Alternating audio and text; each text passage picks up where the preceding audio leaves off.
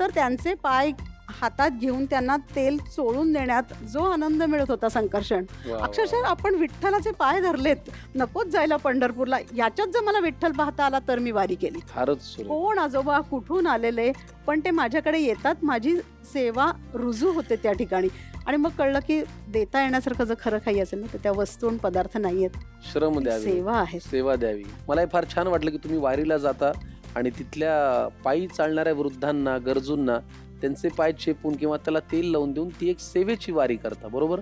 आज आम्हालाही काय आहे, प्रत्येक वेळेला उद्दिष्टापर्यंत पोहोचता येतच अशातला काही भाग नाही, त्याचं निमित्त जरी होत आलं तरी वारी घडल्यासारखं आहे. तर तसं आज आम्हाला पण एक आनंद असा आहे की ज्या हातांनी वारकऱ्यांच्या पायाला तेल लावलं, त्यांचे पाय चेपले, त्या हातची चव आम्हाला चाखायला मिळणार. ही एक आमची खवईगिरीची वारी. त्याच्यामुळे असं हे सगळं आहे. चला मग आता कृती काय करायची पहिल्यांदा? आपल्याला एका पातेल्यात थोडंसं तूप गरम करून त्याच्यावर जिऱ्याची फोडणी करायची. बर, गॅस लावून सुरू करूया मग. हो. वा, हे एक बरं असतं उपवासाचं, तूप खायला मिळतं. मला तूप खूप आवडतं.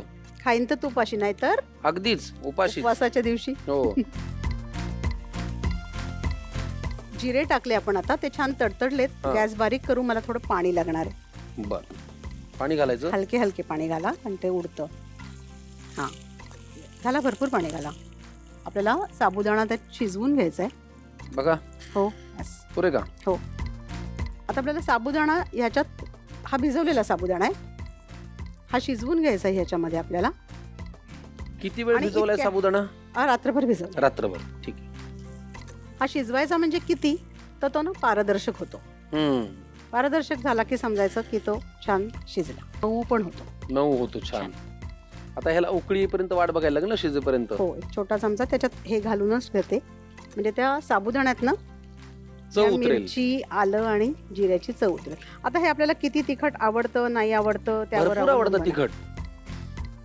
या आणि पदार्थाची गंमत अशी आहे, वृद्ध, रुग्ण किंवा लहान मुलं किंवा आपल्यासारखे हौशी खवय्ये, या सगळ्यांना चालणारा, न बाधणारा असा हा पदार्थ आहे.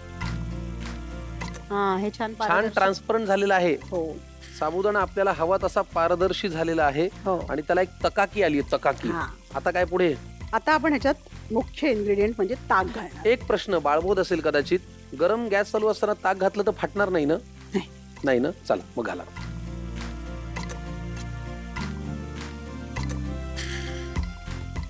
वा. आता आपण चवीनुसार मीठ घालतोय. आपल्या वाटणात थोडंसं मीठ आहे, त्यामुळे आपण मिरचीच्या वाटणात आपण जरा जपून घालणार आहोत. साखर घालणार आहोत. सुंदर दिसतंय बरं का हे. म्हणजे मी हा पदार्थ कधी खाल्ला नाही. साबुदाण्याची ताकातली लापशी छान होईल.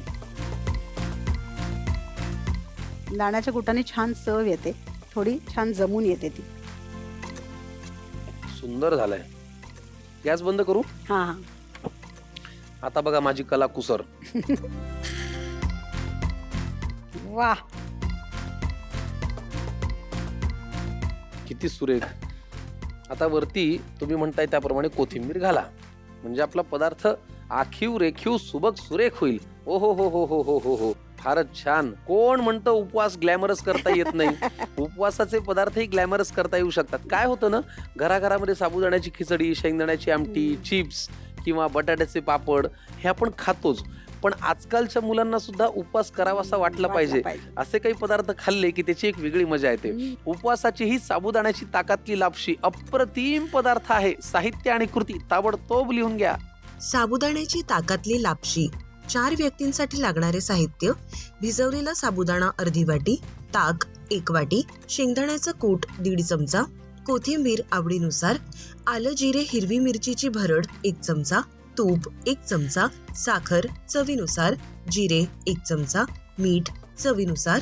कृती: एका कढईत तूप घाला, त्यात जिरे, 1 ग्लास पाणी आणि भिजवलेला साबुदाणा आणि आलं जिरे हिरवी मिरचीची भरड घालून शिजवून घ्या. आता त्यात ताक, मीठ, साखर आणि शेंगदाण्याचं कूट घालून एकजीव करून घ्या. शेवटी कोथिंबीर घालून सर्व्ह करा. साबुदाण्याची ताकातली लापशी तयार.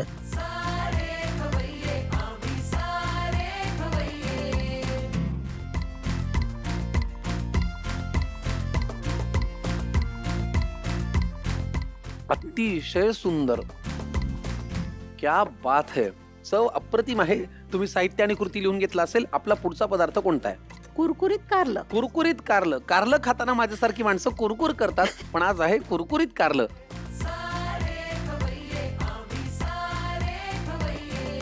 चला, कुरकुरीत कारलं आपल्याला करायचं आहे. तयार आहात ना तुम्ही? हो. काय साहित्य सांगा. आपण घेतलं इथे बेसन, चण्याचं पीठ आणि कारल्याचे काप करून घेतलेत गोल. त्याच्यानंतर चाट मसाला, लिंबू, हे सैंधव मीठ आहे, तिखट, हळद आणि साधं मीठ. वा वा, फार छान. काय करायची कृती पहिल्यांदा?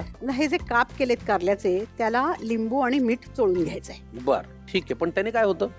त्याने कारल्याचा कडूपणा कमी होतो. त्याला एक अंगचं पाणी सुटतं आणि तो कडूपणा कमी होतो आणि मग कुरकुर होत नाही कारलं खाताना.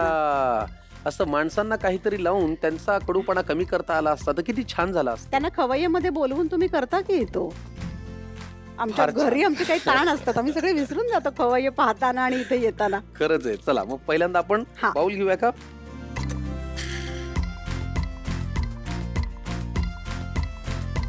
लिंबू ह्याच्यावर पिळून घ्यायचंय. आणि मीठ. म्हणजे आपण काही पदार्थांना चव वाढावी म्हणून मॅरिनेशन करतो. हा, इथे कारल्याचा कडूपणा कमी व्हावा म्हणून मॅरिनेशन आहे. ते कशात? लिंबाच्या रसात आणि मिठामध्ये. लिंबाच्या रसात आणि मिठात. वा. आणि हे छान हाताने ना त्याला असं छान चोळून घ्यायचं सगळीकडून. बर, ठीक आहे. आणि मग आपल्याला हे एक 10 मिनिटं झाकून ठेवायचंय. बर. आता आपण ह्या चकत्या करून घेतल्या आणि मध्ये तू दाखवलंस तसं सगळ्या बिया काढून घेतल्यात. त्यामुळे हे मीठ लिंबू ना आतून बाहेरून सगळीकडून छान लागतं त्याला. काही जणांना त्याचा कडवटपणाच आवडतो, पण आपण प्रयत्न करणार आहोत की थोडं मीठ लिंबू घालून त्याचा कडवटपणा कमी करूया. ठीक आहे. मग आपण 10 मिनिटं ठेवूया. कारल्याची विश्रांती झाली की मग आपण पुढच्या कृतीकडे वळूया. चला. चला, कारल्याची विश्रांती झालेली आहे लिंबाच्या रसात आणि मिठाच्या घोळवण्यात. आता पुढे काय? आता ह्याच्यातून आपण पिळून तो जो कडवटपणा आहे तो पाण्याच्या रूपात आलेला आहे, तो सगळा काढून घेतलाय. हा, आता पुढे वळूया. चला. आता ह्याला आपल्याला थोडंसं हे डाळीचं पीठ, बेसन हे चोळून घ्यायचंय. ते खूप नाही घ्यायचं, थोडंसंच घ्यायचंय, कारण आपण कुरकुरीत कारलं करतोय, भजी करत नाही आहोत. हा, हे महत्वाचं. खूप बेसन घातलं तर कारल्याची भजी भजी होती. होईल. हळद. रंगाकरता थोडीशी हळद घालायची. आणि आपण कितीही पिळलं ना तरी थोडं मीठ आणि लिंबू ह्याच्यात राहतं बरं का. म्हणजे चवी करता तर नक्कीच राहतं. वा वा. आपल्याला आता तेल लागेल थोडं तापवायला. हो. आपल्याला हे शालू फ्राय करायचेत का? नाही, तळायचे. तळायचेत. मग आपल्याला तेल बरंच लागेल नाही का? हो, कुरकुरीत तळायचेत ना. येस. मग गॅस लावून घेऊ का? हो, गॅस लाव.